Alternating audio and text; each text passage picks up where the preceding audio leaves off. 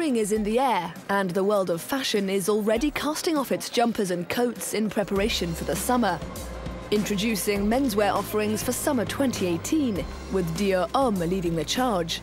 The Belgian Kris Van Assche is celebrating 10 years as the label's creative director. You often hear that the suit is dead, but I don't think that's true at all. And I think that Dior Homme is the perfect place to reinvent the suit. So just how does one go about reinventing the classic suit? There are sleeves, the back, the front, the lapels, the trousers. So yeah, there's the structure. But that's what you need to reinvent, and that's what he's done. And what's the idea behind it? Look, fashion doesn't need to make sense. It's a product of creativity. Do we believe that a painting needs to make sense? We don't need things to make sense. We need things to be beautiful. Think of Francis Bacon's paintings. You take a face and you distort it. You recreate it. For this collection, Van Assche collaborated with French painter François Barde, whose work depicts the vanity of contemporary society. I really love the contrast between that traditional aesthetic and those very urban scenes. Boys wearing trainers, hoodies. There's definitely something street there, but with a classical treatment, and that really appeals to me. High-end urban style is a trend that's here to stay, and the right pieces can sell for a fortune. In 2012, a young Californian entrepreneur fresh out of rehab launched a new label called Enfants Riches Déprimés, rich, depressed kids in English. I just felt like that name was perfect for me. You know, like that name describes me. I feel like it's a good, and I like the way it sounded, I like the way it looked. So that's why I chose it, you know. That you are rich and depressed? I mean, I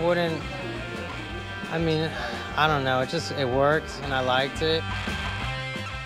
Enfants Riches Déprimés knows exactly who makes up its client base. Wealthy hipsters with an eye for the ironic. But it's almost like a super niche, like perfectly curated kind of, I don't know, it has a lot to do, I feel like, with my artwork and how everything forms together, and it's always kind of changing, but yeah, it's like a pastiche, I'd say. Another Californian making waves is the inimitable Paris-based Rick Owens. His latest collection seeks to effect some subtle change in an uncertain world. Badges are a symbol of civilization, and we're going through, obviously, a very strange period of discord. And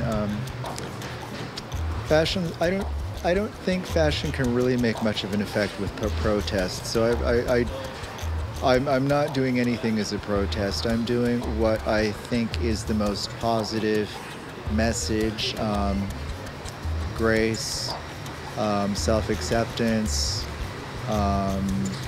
kindness, and being polite. And there's something, you know, jackets are polite. Rick Owens was inspired by the 1980s anthem, I Need a Freak. It's a song that opens with the lines, in these times of hate and pain, we need a remedy.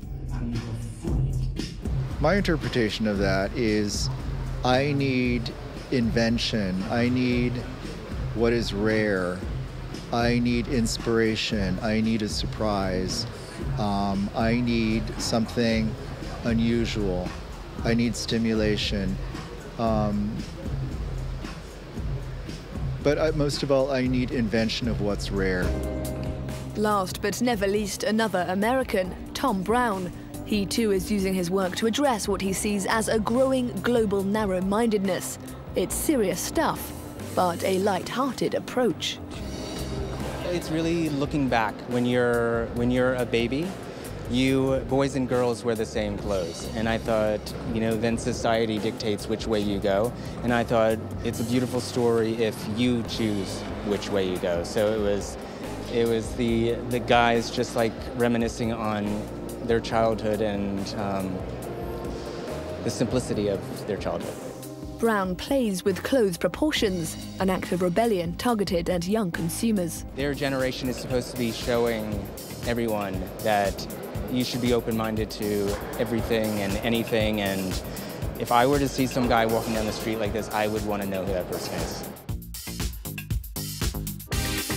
And it is really just the celebration of people choosing their own life and being able to live the way that they want to. And it didn't really start out being such a political collection, and it's really not, but it kind of is. After all, everyone knows the personal and the sartorial are political. It was nice to end with some type of wedding idea and, you choose which way you want to go. A lesson to men everywhere that with the right fabric, cut and silhouette, you too can change the world.